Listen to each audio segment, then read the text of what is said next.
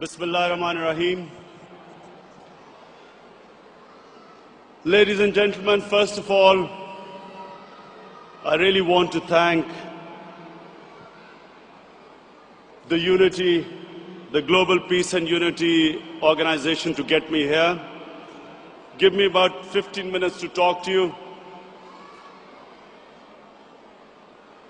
The most important thing, the point I want to make tonight is this, that it is extremely important for Muslims to be able to convey to people living in Western countries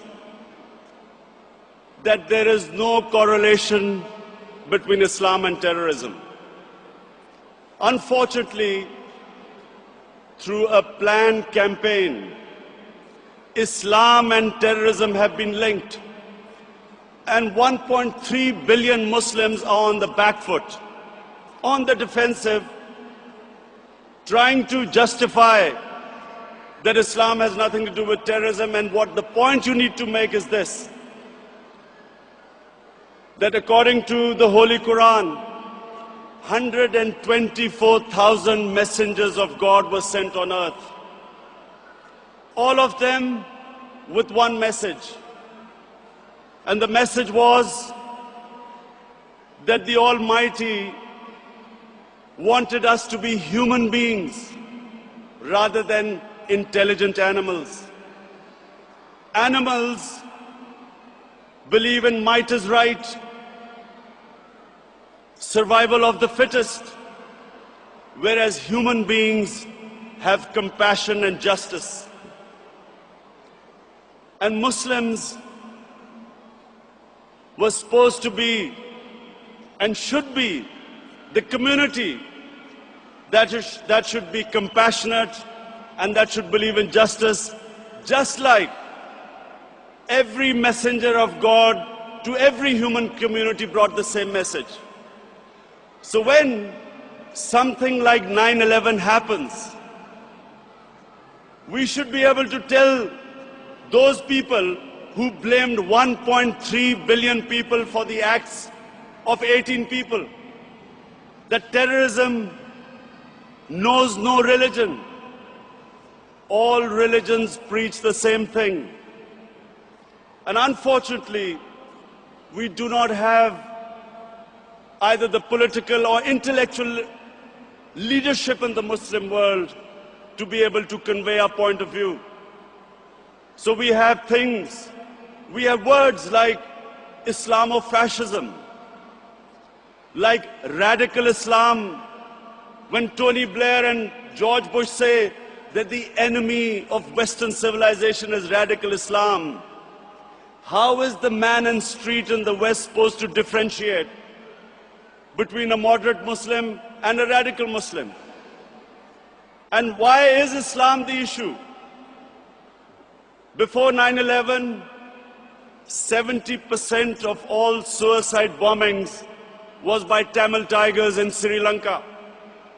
No one ever blamed Hinduism for what they were doing.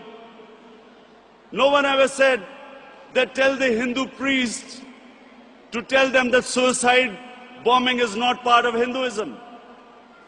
So why were we on the defensive? How is suicide bombing anything to do with any religion? And unfortunately, because we did not have the leadership, and because sadly in the Muslim world, there were people who played along the game, called themselves moderate Muslims. We had military dictators, in order to get Western support, called themselves enlightened moderates, perpetuating this image that perhaps it's something to do with Islam or radical Islam. All human communities have moderates, have liberals, have conservatives, and have fanatics. Islam also has its fanatics, but the moderate majority is always liberal, because our religion preaches, our religion accepts other communities and other religions. We all know that Islam believes in plurality. Muslims have lived with other religions. We have lived with Hindus, we have lived with Buddhists, we have lived with Jews, Christians. We accept, as the Quran says, Allah says in the Quran that it is through His will that we are distributed in different communities. It is through Allah's will that human beings are distributed in different religions and communities. And Allah goes on to say that had He wanted, we would all become one community. And then it goes on to say, the ayat goes on to say, compete in being good human beings. So we have a religion which preaches plurality. We accept other religions. Nowhere does Allah tell us to convert everyone to one monoculture or mono-religion. And all we are asked is to be better human beings, compete in being better human beings.